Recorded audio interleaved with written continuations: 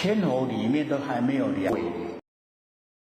好，我们过的就要几生了，几生几世啊，所以我们知道说我们身体的寿命真短，